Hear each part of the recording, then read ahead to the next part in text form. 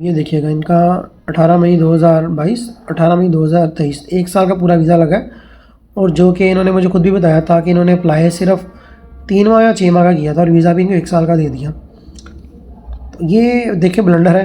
पहले भी वीडियोस बना चुका हूँ कि ऑस्ट्रेलिया आजकल ना वैसे ही पता नहीं, या तो पागल हो गया या फिर इन्होंने बोट्स रखे हैं। अभी एक एप्लीकेशन मेरे पास आई, इनका ऑलरेडी पहले वीज़ा लगा हुआ है और जब मैंने इनकी पुरानी एप्लीकेशन डाउनलोड की तो बैंक स्टेटमेंट एप्लीकेंट की लगी ही नहीं और विदाउट बैंक स्टेटमेंट वीज़ा लगा है।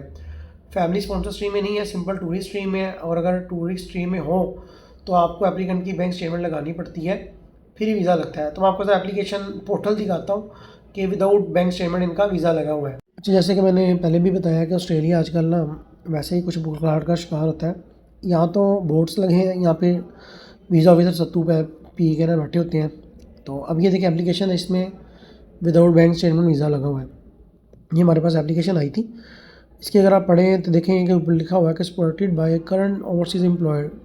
अकोमोडेशन है कि वो जो एप्लीकेंट है वो पैसे लाएगा, अपनी अकोमोडेशन वगैरह वो खुद जो है ना करेगा।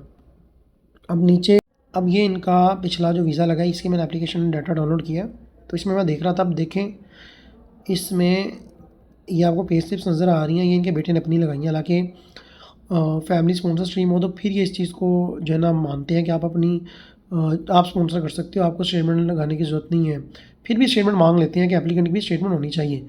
इसमें ना ही इनके बेटे ने अपनी स्टेटमेंट लगाई और ना ही इनके फादर की तरफ से स्टेटमेंट प्रोवाइड की गई है।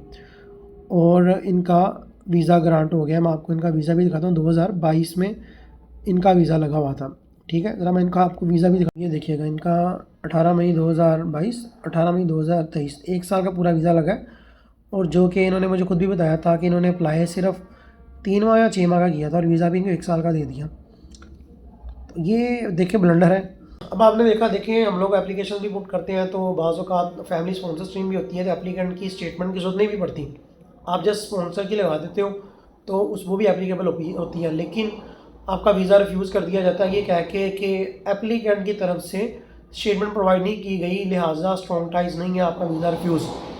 जबकि इस तरफ जनाब एप्लीकेंट की तरफ से भी बैंक स्टेटमेंट नहीं दी गई और दूसरी तरफ ये टूरिस्ट स्ट्रीम थी। टूरिस्ट स्ट्रीम में अगर कोई वहाँ पे आपका रह रहा है रिलेटिव, बेटा या बेटी कोई भी है, वो आपको समझ लें कि फाइनेंशियली अगर आपको प्रोवाइड करता भी है तो वो एक्सेप्ट नहीं करते, आपके वीज़ा लगने के चांसेस कम होते हैं।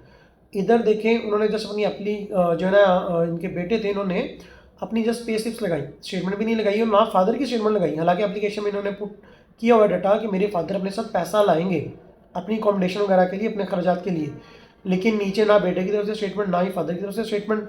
और वीज़ा भी 6 माह का अप्लाई किया और वीज़ा भी 1 साल का दिया गया। तो यहाँ तो भाई बोर्ड्स है, तो यहाँ तो फिर वीज़ा ऑफिसर जो है ना वो सत्तू पी कर एप्लीकेशन देखते हैं, वो कहते हैं एनु वीज़ा दे देना है तो एनु वीज़ा नहीं देना।